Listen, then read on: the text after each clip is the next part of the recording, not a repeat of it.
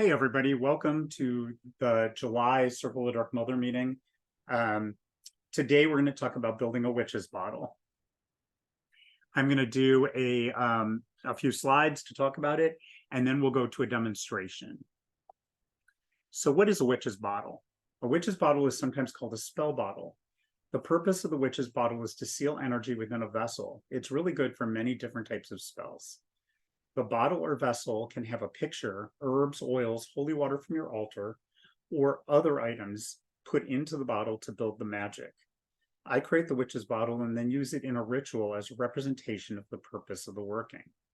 During the ritual, I put a candle on top of the bottle and light it. The candle burns down and seals the lid. So what is the vessel? The vessel can be anything that holds liquid and has a lid. I use sometimes mason type jars. I use small ones. You can use one of those. You can use another type of container, you've gotten at the grocery store. Just make sure if you've used it for something else or it held something like pickles or something, that you really wash it thoroughly and sterilize it so you take out whatever that energy is. I have seen, such as at Witch Lab here in Columbus, you can buy ones that are biodegradable, and those are awesome. After the vessel has been cleaned and dried, put it on your altar and let it sit for a few days before you use it in a ritual. Consecrate the container with a drop of oil and consecrate it to whatever deity you work with. So what are the contents? Select an oil that works with whatever your intention is. I use sunflower oil for magic that is expansive, healing, love, etc. I use pumpkin oil for magic that is restrictive, binding, protection, etc. I select herbs for you select herbs for what you're working with. You can get several books on herbs and their associations, and you can also find a lot out on the internet. I often use a picture of the subject or an image of something that represents the intent so that is in my mind as I put this together. I also often take water that has been on my altar to add to the bottle.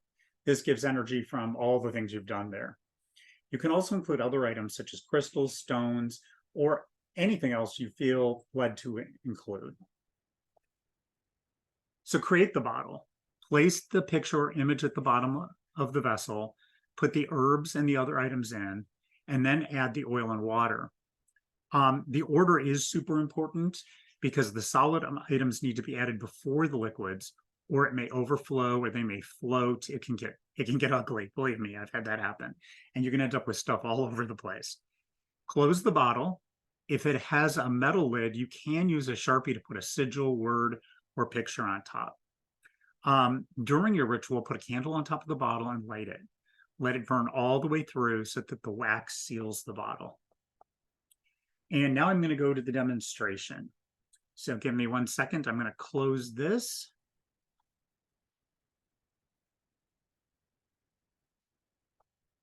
And I'm going to switch to screen sharing here. Okay. So as you can see, I have a table set up with some items that I'm going to use for this one. And so the intention of mine is going to be to empower and protect the marginalized. And the first thing I did is I got a picture from off the internet. It's of the world, basically. I could have used a globe shape, but I picked this because it had all the continents. And then I wrote all over it in Sharpie. I wrote women, people of color, LGBTQ plus, the poor, mental illness, alternate religions, and then et cetera, et cetera, et cetera, because it's anyone who's marginalized. And what I do then is I take the bottle. You can see it's a mini sort of mason jar. And I take it, I either fold it up or I just stick it in, depending on how big it is. This is a little larger, so I have to fold it up. And I put it into the bottom of the jar. And then I'm going to add some sunflower oil. I'm using sunflower for the empowerment and healing and good luck.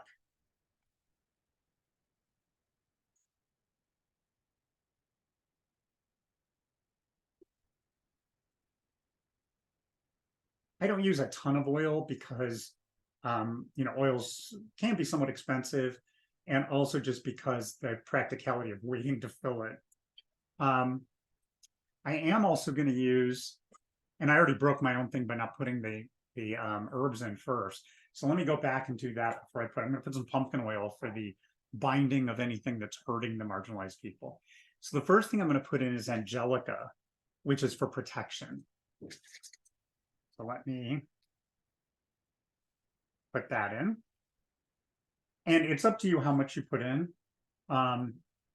You don't have to put a ton, but I put a couple of large pinches in. Like I put 3. And then I'm going to use cloves for good luck and prosperity.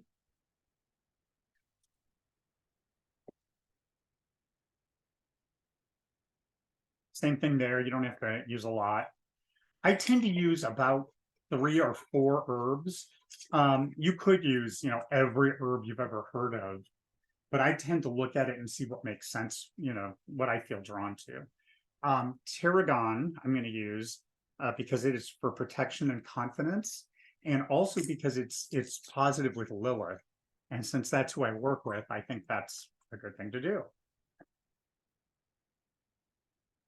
So you can see I've been putting the stuff in.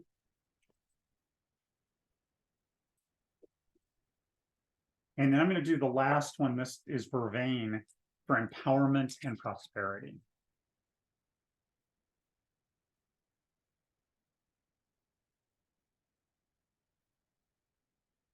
Okay.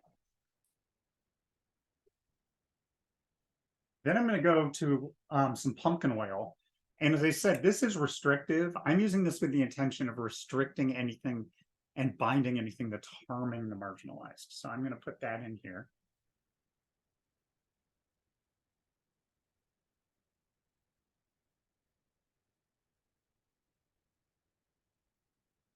And it is okay to have multiple intents as long as it's the same focus. In this case, I'm doing both protection and empowerment, as well as cutting off anything that's harming. And then I have a thing of water that has been on my, and it looks like I lost my video. Let me put that back on. I have had this on my altar. This is all water that's been there for probably a week. I change it out at least weekly, depending. I sometimes just add because I want the energy to keep building. And I'm going to put all that in the jar. I'll fill it up. Show you what it looks like. And I'm going to shake it. And the reason is I want everything to mix together.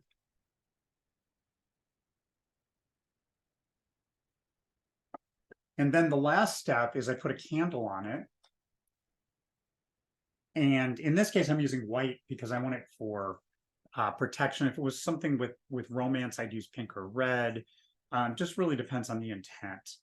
The last step, though, is to actually do something with this. And what I'll be doing is I'll be putting it on my altar, and I will do a ritual. I work Kabbalistically, so I'll do it that way, but you can do it any way you want, whatever your paradigm is. And during the ritual, I will call out my intent. I will call, in my case, on Lilith to help, and I'll light the candle and let it stay burning until it totally melts down. I will give you a warning that you really do want to put something under it. Because even though the candle, like I'm using a small one and the lid does have a lip, sometimes it will overflow and go onto your altar. And it can really do a number on your altar cloth when it spills all over. So I would put something under it to make sure it doesn't go everywhere. These were pretty popular back, years ago. I do know that if you read any fictional books, you'll see stuff about, because usually the fictional books, there's some kind of, bad spiritual practitioner. They'll talk about a witch's bottle having urine in it. And that is for, that was obviously cursing. I don't do that. I don't do anything like that. Everything's positive and helping people. So I would not do that. But just to let you know, if you've read about it, that is something you'll see. I personally don't work that way, but it is something that has been said.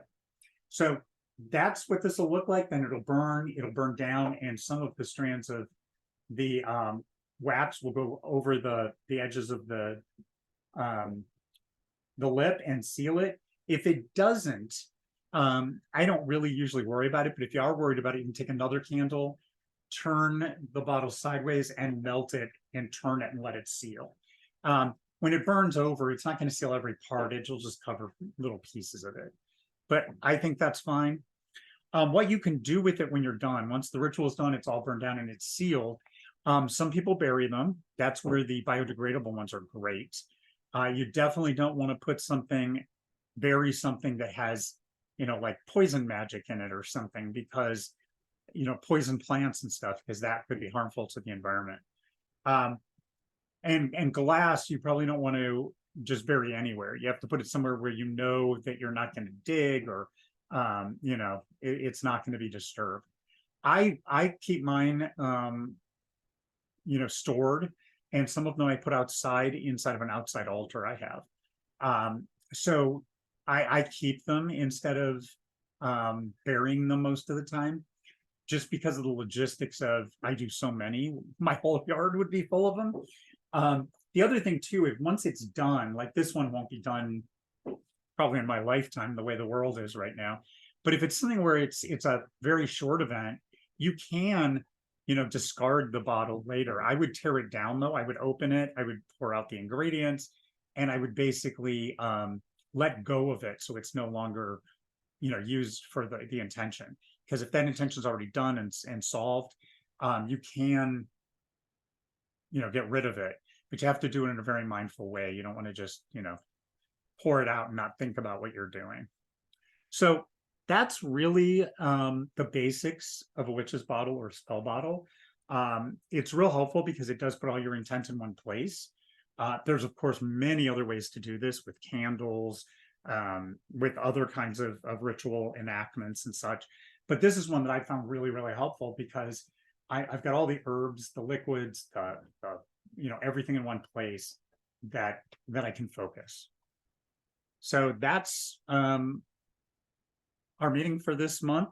I don't know what next month will be, and I don't know if we'll be in store at Witch Lab or not. I still need to talk to the owner and see what's going on. But either way, we will be online on Zoom the first Sunday of August.